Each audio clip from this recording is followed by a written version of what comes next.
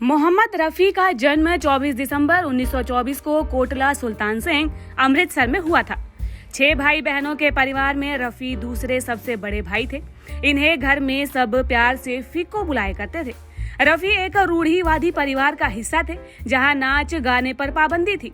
लेकिन मोहम्मद रफी अलग थे। गांव की गलियों में गाना गाते हुए एक फकीर को देखकर रफी ऐसे प्रभावित हुए कि रोजाना उसे सुनने का इंतजार करते थे। उस फकीर की नकल उतारते हुए रफी साहब खुद भी रियाज किया करते थे। 9 साल की उम्र में रफी का परिवार लाहौर शिफ्ट हो गया था। रफी को कभी पढ़ाई में दिलचस्पी थी ही नहीं, तो उनके पिता ने उन्हें बड़े भाई के साथ खानदानी नाई की दुकान में लगा दिया। 9 साल के रफी नूर मोहल्ले के भाटी गेट की दुकान पर नाई बन चुके थे। गुनगुनाते हुए बाल काटते थे मोहम्मद रफी। 1933 की ये बात है, जब पंडित दीवन लाल बाल कटवाने पहुंचे थे। रफी यहाँ पर काम करते हुए अमृतसर स्टाइल में वारिस शाह का हीर गुनगुना रहे थे। इस आवाज में एक जादू था जिसने जीवन लाल को प्रभावित किया। जीवन लाल ने रफी को ऑडिशन देने के लिए बुलाया, जिसे उन्होंने आसानी से पार कर लिया। जीवन लाल ने ही उन्हें पंजाबी संगीत की ट्रेनिंग दी और रफी गायकी में माहिर होते चले गए। 1937 में रफी ने महज 13 साल की उम्र में ऑल इंडिया एग्जीबिशन लाहौर में पहली पब्लिक परफॉर्मेंस दी। ये मौका उन्हें संयोग से मिला था। दरअसल स्टेज पर बिजली न होने पर उस जमाने के पॉपुलर सिंगर कुंदन लाल सहगल ने स्टेज पर गाने से इनकार कर दिया।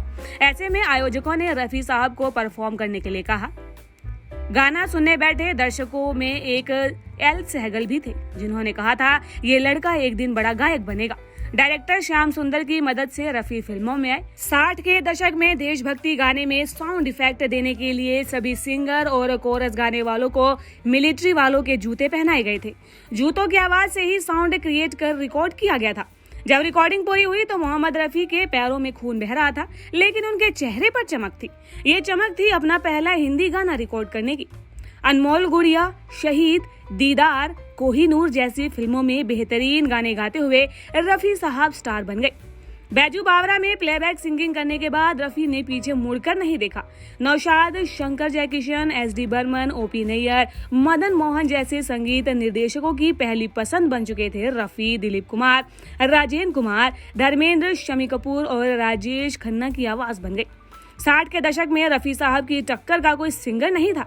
हालांकि 1970 तक किशोर कुमार के आने के बाद हिंदी सिनेमा के पास 2 दिग्गज सिंगर थे।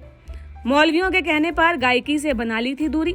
एक बार मोहम्मद रफी हज पर गए। जब वे हज से लौटे तो कुछ मौलवियों ने उन्हें गाने न गाने की सलाह दी।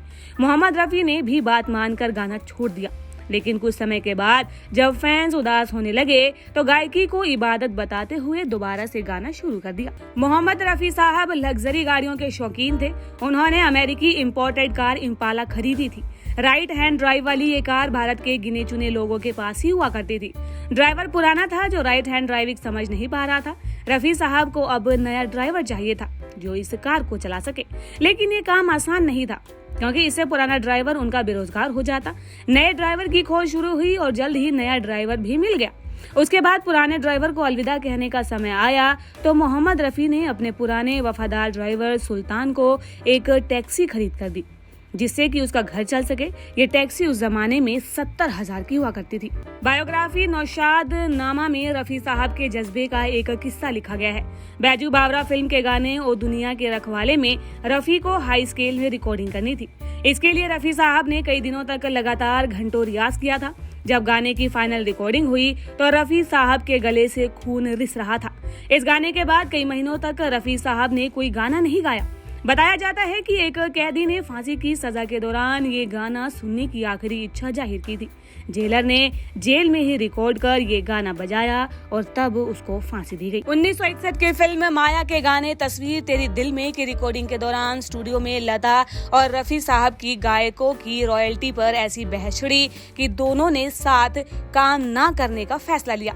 लता ने इंडस्ट्री में सभी सिंगर्स की आवाज उठाते हुए उनके लिए रॉयल्टी की मांग की। सभी गायकों ने मीटिंग रखी, लेकिन रफी साहब लता और रॉयल्टी मांग रहे सभी सिंगर की सोच के खिलाफ थे। रफी साहब ने लता से कहा कि वो अब उनके साथ गाना नहीं गाएंगे। इंडस्ट्री में नई आई गुस्से की तेज लता ने जवाब में कहा, क्या आप मेरे साथ गाना नहीं गाएंगे? मैं खुद आपके साथ नहीं गाऊंगी। दोनों ने करीब 4 साल तक साथ में गाना नहीं गाया और ना ही कोई मंच साझा किया।